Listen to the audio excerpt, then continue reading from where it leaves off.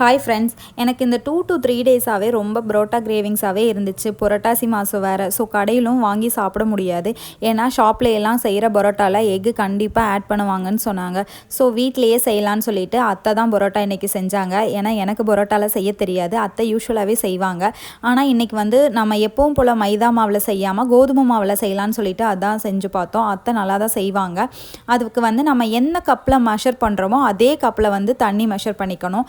நாங்கள் 1.5 கப் அளவுக்கு மாவு எடுத்துக்கிட்டோம். ஸோ 1.5 கப் அளவுக்கு தண்ணி எடுத்துக்கிட்டு அதில் கொஞ்சமாக குக்கிங் ஆயில், உப்பு இது மட்டும் ஆட் பண்ணிவிட்டு மாவும் ஆட் பண்ணி நல்லா பிசைஞ்சு எடுத்துக்கணும். நம்ம சப்பாத்திக்கு எப்படி மாவு பிசையுமோ அதே மாதிரி நல்லா கொஞ்சம் இலக்கமாகவே பிசைஞ்சு எடுத்துக்கணும். அதுக்கப்புறம் ஒரு துணி போட்டு ஒரு 1/2 அன் ஹவருக்கு ரெஸ்ட் கொடுத்துட்டு யூஸ்வலாக சப்பாத்திக்கு எப்படி மாவு தட்டுவோமோ அதே மாதிரி நல்லா கொஞ்சம் பெரிய பெரிய சைஸாக உருண்டை பிடிச்சி எடுத்துட்டு அதை நல்லா தேய்ச்சி எடுத்துக்கலாம். தேய்ச்சிட்டு அதில் நம்ம கொஞ்சம் ஆயில் ஆட் பண்ணிக்கணும். இதில் கொஞ்சம் ஆயில் ஜாஸ்தியாக யூஸ் பண்ணுவோம். அப்போ தான் பரோட்டா சாஃப்டாக வரும். அதுக்காக ஆயில் நல்லா அப்ளை பண்ணிவிட்டு அதுக்கு மேலே கொஞ்சமாக வர மாவும் ஆட் பண்ணிக்கிட்டு கோதுமை மாவு இருக்கும் இல்லையா, அதுவே கொஞ்சம் ஆட் பண்ணி நல்லா ஸ்ப்ரெட் பண்ணி எடுத்துக்கணும். அதுக்கப்புறம் நம்ம லேயராக மடித்து எடுத்துக்கணும். ஏன்னா பரோட்டா லேயர் லேயராக வர்றதுக்கு இந்த மாதிரி லேயர் லேயராக நம்ம ஃபோல்ட் பண்ணி எடுத்துக்கிட்டு அதுக்கப்புறம் இதை ரவுண்டாக ஃபோல்ட் பண்ணணும்.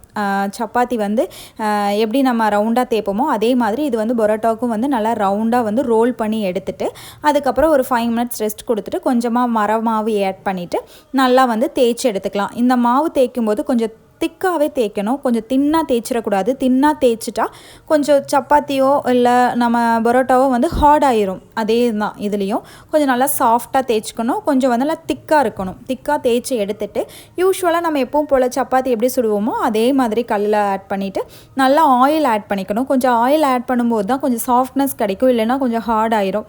எவ்வளோக்கு எவ்வளோ நம்ம ஆயில் ஆட் பண்ணி குக் பண்ணுறோமோ அந்தளவுக்கு டேஸ்ட் நல்லாவும் இருக்கும், சாஃப்டாகவும் இருக்கும். அதே மாதிரி மீடியம் ஃப்ளேம்லேயே வச்சு குக் பண்ணணும். இல்லை அப்படின்னா வெளியில் கரிஞ்சிரும், உள்ளே வேகாது. ஸோ மீடியம் ஃப்ளேம்லேயே வச்சு நல்லா 2 பக்கமும் திருப்பி திருப்பி போட்டு நல்லா ஆயில் அப்ளை பண்ணி குக் பண்ணி எடுத்துட்டு பரோட்டா நல்லா சூடாக இருக்கும்போதே அடித்து எடுத்துடணும். அப்போ தான் அந்த லேயர் நல்லாயிருக்கும், நல்லா சாஃப்டாக ஃபப்பியாக வரும். நல்லா அடித்து எடுத்துட்டோன்னா அவ்வளோதான், கோதுமை பரோட்டா ரெடி. டேஸ்ட்டு ரொம்ப சூப்பராக இருந்துச்சு. இதுக்கு நான் இன்றைக்கி சைடிஷாக ப்ளைன் குருமா வச்சுருந்தேன், தயிர் பச்சடி. கண்டிப்பாக ட்ரை பண்ணுங்கள்.